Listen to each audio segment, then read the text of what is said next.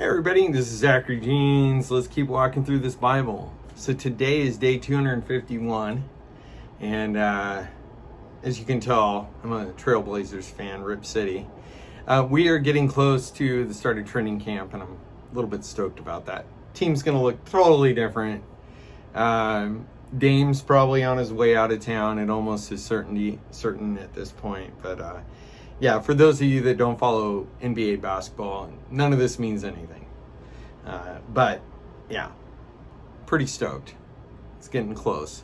You know, I love football. I watch college football, NFL, but pretty high up on my list is watching the Trailblazers. So, all right. So today is day 251. We are in chapter 5. And today we're going to talk about what can be something that some people just kind of run right on over, right? It's almost like drive-by passage in a way, because it's like it applies to specific people groups, and you might not be in that people group. This passage also gets taught around money. Sometimes we talk about elders and making sure that they're honored and whatnot, overseers. And it deals with being older in the church. And if you're in a young church, you know, there'll be a lot of direction like, hey, honor your elders, and here's the value of elders, and hey, we don't have that many people who are gray hair in our church, but you need to find some, you know, and this and that. And if you go to a church with more people with gray hair, then it's going to be one of those sermons where the pastor is empathetic and tries to relate and value and connect. But then when you get to the stuff here about the younger person, which is somewhat directed at Timothy and those younger in the church, there's a lot of, hey, young whippersnapper, you ought to pay some respect to your elders, and in society we just don't have enough respect. Okay, so that sermon can go that way, right? I'm sure if you've been a believer for any length of time, you've heard both, and a couple others, you know, especially around the money. But I'll do my best to thread the needle on this one, okay? And I hope that God speaks to you. Why don't we do that? Why don't we ask God to speak to us, okay? Lord, I love you. God, please speak to us. God, I don't want to just preach in a pattern. I don't want to teach in a pattern. But I want to honor what you're saying here, specifically for those who are listening and will listen in the future. And God, I want you to teach me, and I want to learn from you. And so I lay all this at your feet. It's in your name I pray, Jesus. God, I love you. Amen. All right. Hey, thank you so much. Thanks for all the love and the likes. I say that every time, but I just want to say thank you again. Appreciate you so much, and thank you for sharing this to your friends and family, or however you're doing it. Occasionally I see spikes or bumps in my view count over on YouTube especially, and that can only really be because, you know, it got shared or reshared, or a lot of times probably through a text message. So thank you so much. And if you would, keep throwing my name. If you discover one of these, like, hey, we have an online prayer group, or we have a fall prayer group at church, or whatever, would you, even if you don't go there, but you just know of it, would you throw my name in, Zachary Jeans, and keep walking and Bible teaching in there? And just let them pray. That's enough. They'll pray for it. They'll pray for me, pray for this ministry, and it will do what God wants it to do, which is, I think, fly. Just keep elevating and flying out farther and farther. Okay. All right. So let me get a sip of coffee here. I think I'm going to start in verse 1, obviously, chapter 5. And I'm going to read... Yeah, I'm going to read to verse 8. Then we'll stop. And then we'll pick it up again in verse 9 and read to verse 16. Stop, talk, and then we'll go 17 to the end of the chapter. Okay? All right. Chapter 5, 1 Timothy. Do not rebuke an older man, but encourage him as you would a father. younger men as brothers, older women as mothers, younger women as sisters in all purity. Honor widows who are truly widows. But if a widow has children or grandchildren, let them first learn to show godliness to their own household, and to make some return to their parents. For this is pleasing in the sight of God. She who is truly a widow, left all alone, has set her hope on God, and continues in supplications and prayers night and day. But she who is self-indulgent is dead even while she lives. Command these things as well, so that they may be without reproach. But if anyone does not provide for his relatives, and especially for the members of his household, he has denied the faith and is worse than an unbeliever. Okay, there's some tricky language in here that gets taken and then multiplied into reality. Some of it's fair, okay?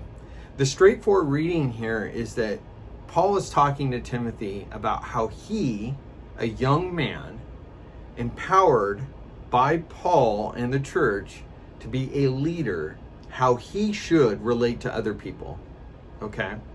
First he starts with ages, and then he talks about genders, and then marriage or the lack thereof, and how he should relate to them, okay?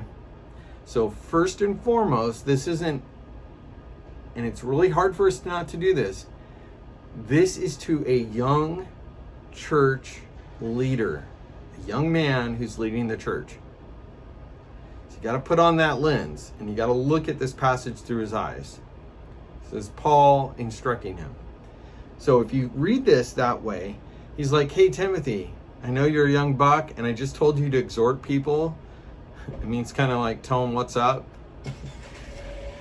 Comes with some admonishing. It comes with all kinds of stuff. It says, hey, we aren't going to squirrel away on that weird, genealogy doctrine thing that you want to do there. Older elder man in the church. We're going to get back to the basics here. And then that older elder man goes, you're disregarding the full teaching of the Bible. And then the younger man, Timothy, has to come back and be like, yeah, but, we're squirreling away on weird stuff, and we got to get back to the basics. So how does Timothy navigate that? How does he deal with people who are older, been believers for decades long? Well, in his case, it wouldn't have been, because maybe there were some believers there in the area that had been believers for a while, but he's not dealing with people that have been believers for 5, 6, 7 decades, right? But to a young Timothy, a young pastor, a young leader in the church, who's been a believer for 5, 10 years and teaching those in his body that, or in the body that he belongs to, that, have been around for 60 years, 70. They've seen it all. They've gone through 8, 9, 10, 12, 20 pastors in their lives. So who are you coming along to tell them what's up? So, Timothy is in this position where Paul is instructing him, hey, you're going to have older folks. This is how you need to deal with them, okay? You need to not rebuke them, okay? Your job isn't to go up and be, you're wrong, old man. That's not how you do it, okay? You want to encourage him as you would a father. So how would you come up, and I'm not talking if you had a bad dad, yeah, and I say a bad dad, the kind of guy that beat the crap out of you or bawled you out all the time and rode you, and or did worse, right? For those of you that suffered sexual stuff, it's the worst. It's just the worst. So I'm not talking about cozying up next to that kind of a dad. Paul's referring to a good dad, good father. So how would you associate yourself to a good father? Would come with respect, giving the person who raised you the honor and authority in the house, right? What we read earlier, don't attack your parents. So, yeah, you wanna honor other older men and women in the congregation as you would older parents, okay, with respect. Younger men as brothers, you come alongside. You don't exert some sort of headship authority. Just kind of come alongside as a brother. Level playing field. And to older women as mothers, younger women as sisters, all purity. And this is a little bit harder when it's, if you're a pastor or a young guy, early 20s, and you have dealing with ministering to other young women who are about your age, and everybody's single and everybody wants to, get on with life and start having kids and whatnot. There's all this temptation, right? So you gotta act pure with them. If you're in that position as a young man in a church, act pure. Now, how do we? Excuse me. Got some allergens in the air as fall's hitting. Now, how do you apply this? So if you are an older man or an older woman, how do you relate to a Timothy? Well, don't come at him with, hey, young whippersnapper or young buck. Man, that's irritating. You didn't like it when you were 30. I remember sitting in a Bible study, and this church was edging older and older and older, although they were starting to capture a little bit younger generations, but it was sliding. It was sliding upwards in age. And a lot of churches do this, and they kind of bring it upon themselves where the older crowd will speak down and use passages like this to sort of bring their authority. And what it does is it just runs off younger couples. Runs off younger couples. I'm talking about people in their late 20s, 30s, even early 40s. It runs them out. So if you're an older person in the church and you're in one of these congregations and all of a sudden the younger couples start disappearing, is it because you're in the men's or women's Bible study and every time somebody in their 30s raises their hand and says something, you see 2 or 3 older people in the group sort of come down on them? Not in a jerk way, but just sort of, well, back in my day. Well, when you get to be my age, that sort of language. Hey, knock it off. You need to knock it off. Because that is not the tone of this passage, right? What you need to do is you need to treat them as young people that are younger than you, but they aren't kids. They aren't children. They're adults. So you need to treat them with that respect, okay? And so with widows and those who are truly widows, the church needs to honor them. Now, this is a contextual thing. A lot of people see the church as an ATM, okay? And, we are using ATMs less and less because everything's digital cash, right? We're less like a Venmo or a PayPal account. The church is not that. The church does receive funds and it puts up teaching and facilities and counseling and all kinds of things, youth programs, groups, Celebrate Recovery, all kinds of opportunities to serve. But the social net, and especially in like a modernized country, this is not a modernized country that Timothy's living in. This is not like where you actually have access to some Social Security and Medicaid, Medicare. This is not a place where you have access to, what we used to call as food stamps back in the day, but, you have access to food benefits. This is not a situation where you have, if you grew up in a certain era, some leftover pension from a spouse that passed away. This is not a situation where any of these social nets exist. Not to mention all the nonprofits, right? And government programs, especially if you're a veteran, that exist. So to go to the church and go, hey, I'm a widow. I pray night and day.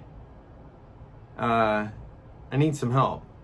Well, of course you have the right to go ask for that help. I just think that our churches aren't set up that way anymore. Some do what they can, and we probably should do more. But this passage is more contextually for third world, burgeoning economies, just starting out, industrializing. The church does a lot to help, okay? But it's typically through, parachurch ministries and things like that. Now, those who really need help and those who are like, hey, I need some help. And then you're like, okay, what are you doing with your life? Well, it's none of your business. You're like, well, if it's none of our business, then you get none of our help, If your life and you're in this position of need and you're like pounding boxed wine and you show up once a week for some church thing, maybe, and your life is Netflix, that's not the person that they're describing in here as a widow in need, okay? So, can you earn benefits by your godly behavior? I mean, that's kind of what this implies. But it's basically like, hey, the church has limited resources.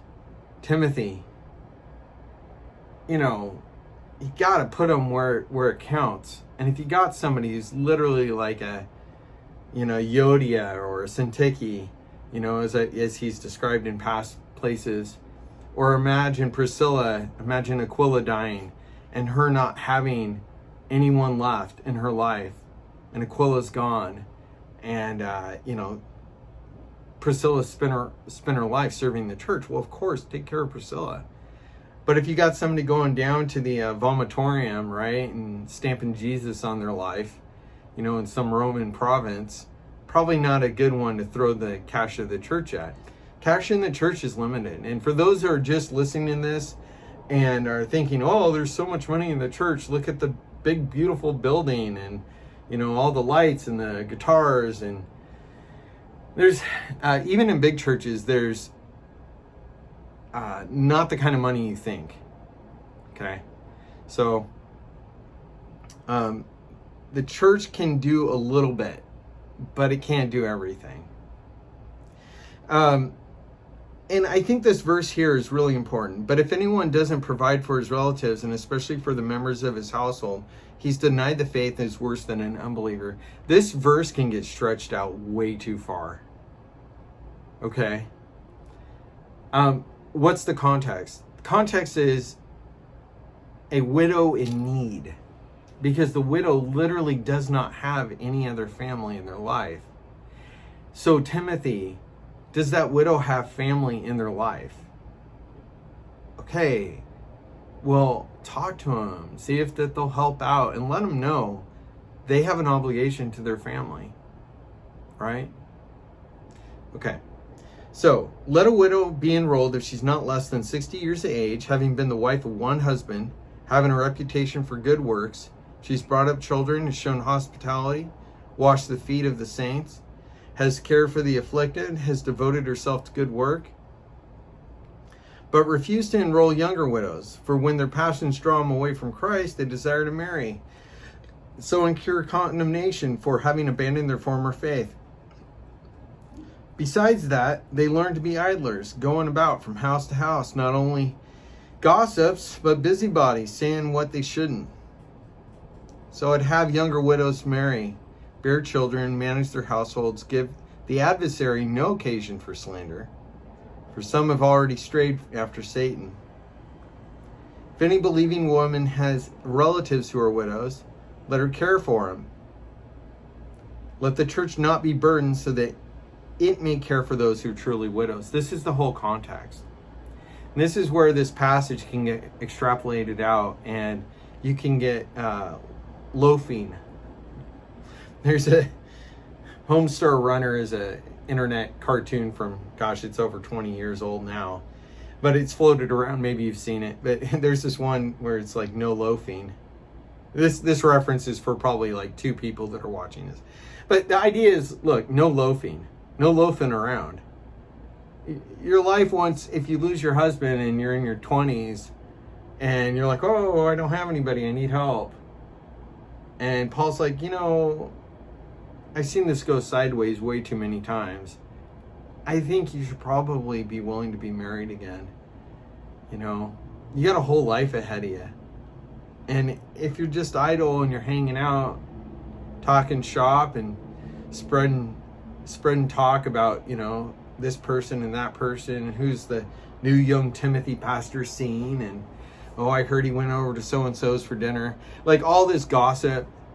Yeah, that's not the life of a godly woman. That's not the life of a godly person in general. And you should look for opportunities, one, with their family to help them. And two, Timothy, you should make sure that you advise them, hey, you should be willing and open the door of your heart again to be married again. If you've gone through divorce, it sucks.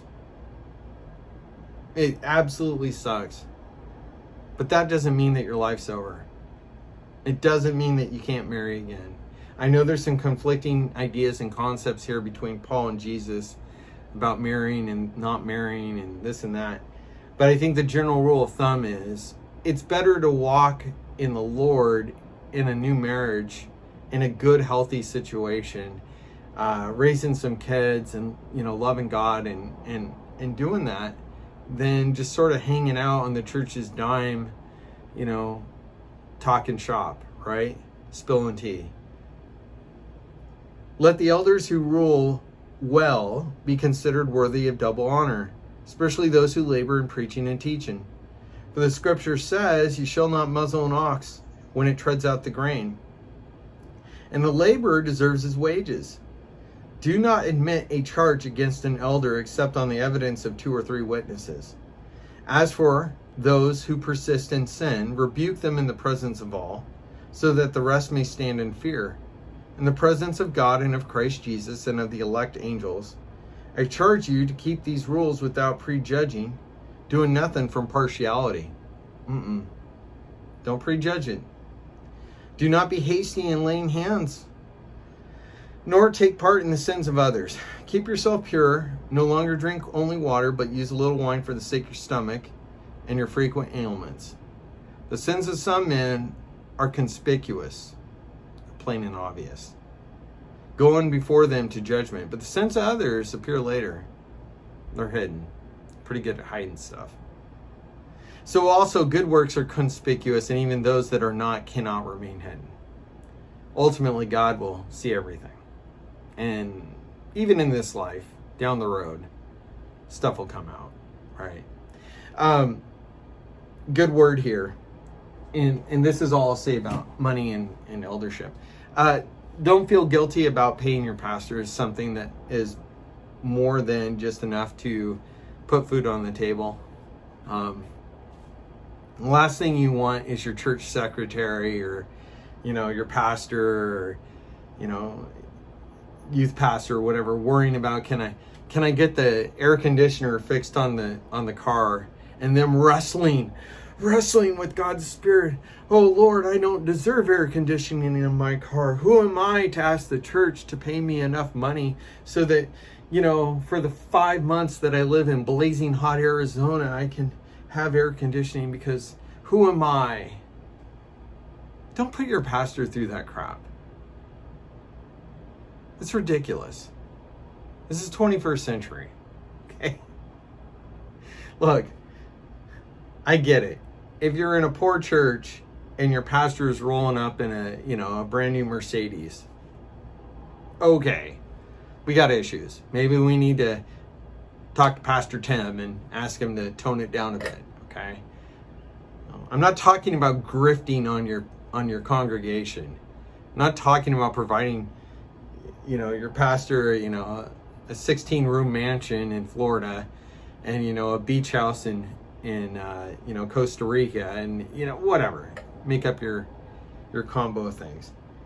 But they're worth double honor. Don't muzzle the ox while it's treading. That's a reference to if the ox is doing the work to collect the grain and do all the work that's going to bring in the harvest, let them eat while they're working.